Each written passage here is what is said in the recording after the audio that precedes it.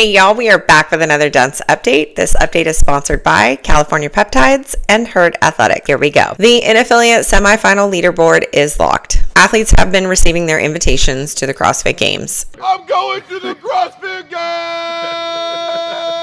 Miriam Van Roor, your female open winner, she's also the athlete that had the incident at the French Throwdown, has qualified through in-affiliate semifinals, as well as Lucy McGonigal, who just previously qualified through French Throwdown, now qualifying a second time through the online. So therefore, they will backfill from in-affiliate semifinals. I know, super confusing. As if the season isn't already confusing as it is. But thank you to Pedro from Coffee Pods and Wads for clearing that up for me. Now, athletes are also receiving emails that some of their appeals have been denied. I saw that Kyra Milligan had posted this to her Instagram page. Apparently, Olivia Kerstetter and Ariel Lowen receiving the same copy and paste message as well. I don't know if they're expecting a phone call or if they want the message to be more personal. Hey, Kyra, love seeing the dogs.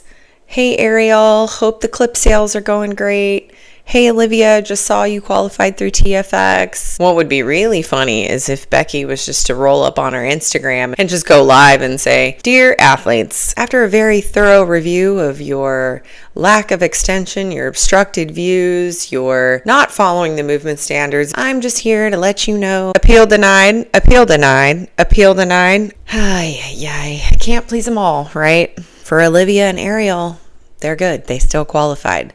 Kyra, on the other hand, she's going to Syndicate. Taylor Self had mentioned this on Coffee Pods and Wads. Well, I think for the women's side, the lock in, the sure thing is Caroline Stanley. I'm going to go with second place. Is definitely not going to be Brooke Wells. I definitely think it's not going to be Sydney Wells. I'm actually going to have to give it to Kyra Milligan. I like these picks. I think when I first saw the workout, those two came to mind in the field. I do think that there is a chance Erica Folo will be fighting for that spot as well. She did really well last year at the Syndicate Crown, just missing out by one spot. And then on the men's side, I'm sure you've all seen this by now, Cale Lehman is on the official roster. And we do know that David talked on his weekend review about them addressing his open scores. Does that mean that CrossFit saw his open workout videos? I don't know. Will Kel Lehman show up to the Syndicate Crown? I don't know. I posted to my story because I've seen that Kale has been watching my stories recently since he's been back on Instagram, just saying, "Hey, Kale, if you want to reach out and tell your story before Syndicate Crown, let me know." Ben Smith is signed up to compete. Never count him out. Jack Rosema, Luke Parker, Seth Stovall, and Ty Jenkins, all names I think we're going to see well within the top 10 here. You can check out the full male and female roster for the Syndicate Crown on their Instagram channel. They've also recently posted their weekend schedule of events. Got a lot going on at this event, some spectator-friendly workouts. So if you still have not gotten your tickets, it's not too late. And speaking of tickets, everyone's talking about the CrossFit Games. Scan the QR code in the top right and the CrossFit Games will pay you to go to the games practically. You get 40% off. And you can use other code. I mean, if you use it there, the 40% off and the 20% team, do you get 60% off? If you, well, I don't know, try it. If you're the person that bought tickets 2 days ago and then all of a sudden you see this, yeah, you're probably not going to be happy about that. There's years that we've purchased tickets well in advance because we knew it was going to sell out, and that's the risk we took, whether we could make it or not. And if we couldn't make it, then we would just resell them to someone. But there are people out there who buy up tickets every year and then they turn around and sell them for double and try to screw people over. And you have to deal with that every single year. If they're trying to fill seats and they got to discount them, this is a situation where they just can't win. At least they're, giving the athletes an opportunity to sell some tickets and get a little bit of a kickback. Could they have done this from the beginning? Maybe. Yes. Talking Elite Fitness had a new podcast out and they talked a little bit about that. They also talked a little bit about the first event of the CrossFit Games that was announced already, which I think is the earliest the CrossFit Games has ever announced an event. A lot of chatter on the internet about that. I hate that I have to admit this. I actually agree with Tommy Marquez on this. I would even take it a step further. Like, there is usually an event that's kind of like this that is not the most intriguing, but it's a necessary testing element for the overall weekend. And it's usually the first event of the games when not really anybody is even on site. It's got to be tested. We all know that. So why not get it out of the way early? I did see that Rich Froning commented on the Instagram post about it. He said that event will drive up ticket sales for sure. And then shortly after that, I saw that Dave Castro posted this to his story. Well, me walking, I use it quite frequently. Anytime we talk about walking, I think it's me with my hands over my head just walking. So.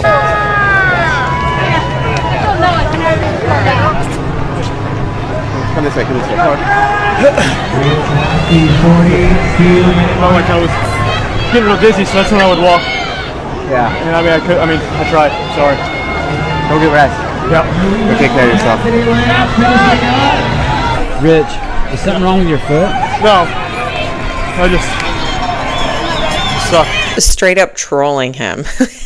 Everyone's taking their shots at CrossFit. Hey, we're taking our shots at WFP too. Brian going out of his way to take jabs at Dave Castro the other day on his story, posting a video of Josh Hicks. Meaning he's suggesting that the games should have changed their schedule because of the big W schedule in order to that there would be enough community volunteers to service all the events. If I was Will or Jackson or anyone involved in any event, I would be like, dude, why are you putting a target on our back? Why are you calling CrossFit out and using us as kind of a shield? I would hate Brian. Tyler Watkins called into the live Sevan show the other day, and he also talked about this on the recent Barbell Spin episode. I talked to Hicks about that for a long time, and he was like, no, I knew all the personnel in the water.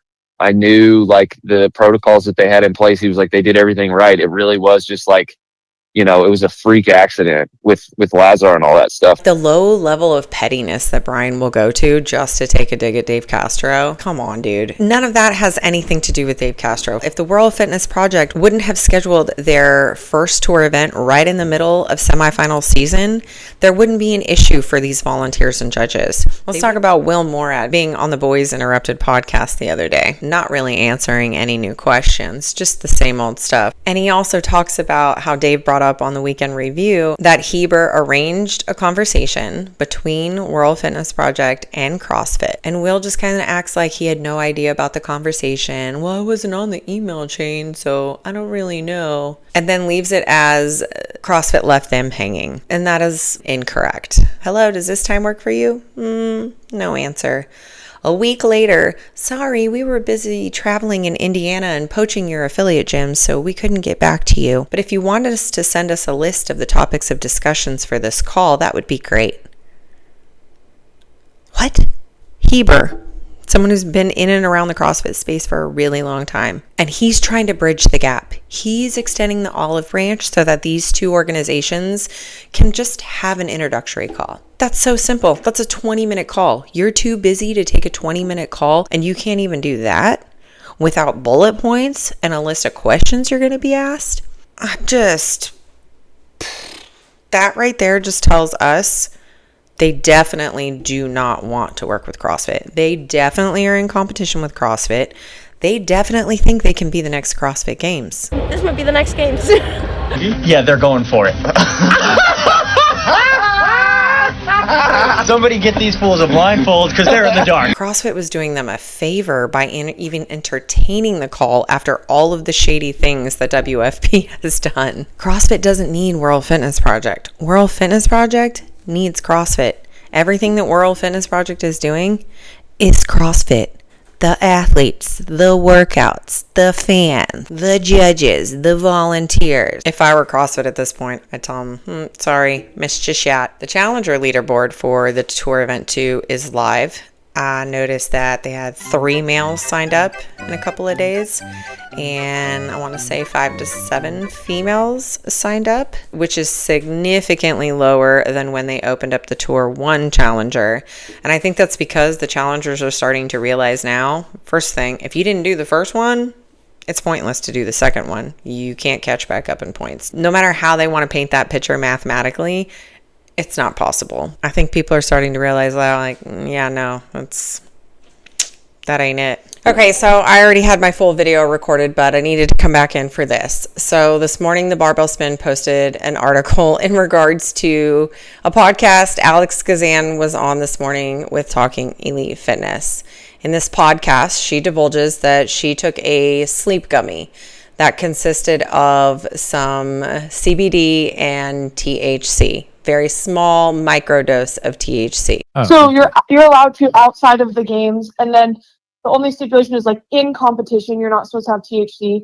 And so like the games and all that, like I don't take them, but it's like I said, it's microdose. And so I kind of forgot and I took one and I was freaking out. And before the drug testing, I went and asked Will and I was like, hey, like, should I be worried? Like I think it's like 2 milligrams of THC for the one gummy. And he's like, no, you're fine. Like I took that out of the in-person section because if you're allowed to all the time, like it doesn't make a difference. I can guarantee you it did not enhance my performance. If anything, it fucked me up. Yeah. Okay, good. The main concern here is Will tells her, oh, hey, never mind. We nixed that from the rule book. The reason that's important is Alex is competing in May. She has no idea that the rule book has changed. She has no idea that that is no longer in the rule book. Later today, because this is getting a lot of traction, Barbell Spin goes live. He explains, I just showed you in the rule book that you can click on right now. It says that cannabinoids are not to be used during competition. In the World Fitness Projects, anybody outside of Alex Gazan would not have information like this. This afternoon, World Fitness Project sent out a press release to all of the media. I am on that email chain. It states, since the World Fitness Project implemented athlete drug testing in March, we have conducted 40 tests across our events and competitions, said Morad. We are pleased to report that all 40 tests have come back negative. Morad continued with addressing the rule change. As a part of the evolving approach to substance policy, World Fitness Project made the decision to omit cannabis from our list of banned substances in March prior to Tour Stop 1. I believe that this is a lie. Number one, why would none of your athletes know in May that you changed a drug testing policy 2 months prior to that? Number two, if you go to the World Fitness Project website and you go to competition, you can scroll down to the 2025 WFP rulebook. There is a blue link for the drug testing policy. When you open this link, this document is stored on a Google Drive. And the great thing about Google Drive are those 3 little dots right there. And when you click details, it shows you the date in which the document was created, the date in which you opened the document, and the date in which the document was modified. The current link that is on their website is showing that this document was created the day the press release went out, May 22nd, 2025. The very first handbook document was created March 5th, was modified March 19th, and that document still includes cannabis, THC, synthetic or otherwise, marijuana. They never changed the document. They never changed the policy on paper. They never notified the athletes. Nobody knew the policy changed. And now on May 22nd, they revised the policy and they put out a statement saying they changed it in March. Bullshit. Bullshit. Bullshit. If the WFP cannot prove that they changed that policy, they are 100% liars. They have zero credibility. Is everyone gone soft? I mean, we know that athletes have gone soft. Reaching out to people to police what they're doing and saying on the internet and on social media is so wild to me. And if you don't know what I'm talking about, on the Barbell Spin last night, Emily's husband. I did not contact me. So he did. He said, hey, stop that. And so I called him and chatted, and he did not like that I put up the video and threatened copyright strikes and all this stuff because of the video, and did not appreciate me speculating of her injury. He can't copyright strike you. It's not, he doesn't own the big W. And good on Barbell Spin for calling that out. All of these people that think that they can police criticism and speculation and talk, it 100% falls under the fair use clause. I mean, what are you going to do? It could be all over Twitter right now and you wouldn't even know. Are you just going to chase everyone around and follow all of the content and then call them up and threaten to copyright strike them for something you don't even actually own? That can't really be the first thing that you think to do. I mean, the video is still up there. Like right now, you could type in worldfitnessproject.com, scroll down, day 2 evening stream, 3 hour and 49 minute timestamp, and there it is, right there for everyone to see. I mean, didn't Will say on the podcast with Boys Interrupted, they had 500,000 viewers? 500,000 viewers potentially could have already seen that happen. Yet you're calling Spin to tell him to take it down?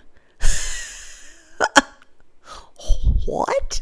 You know, with Emily Rolfe that I mentioned last week, you know, it's one thing to say, man, that looked rough on Emily's elbow, but it's another thing to say, did she hurt herself and make this big deal about it in a public forum? That's some woke Biden Trudeau suppression kind of shit. But to be told we can't talk about it?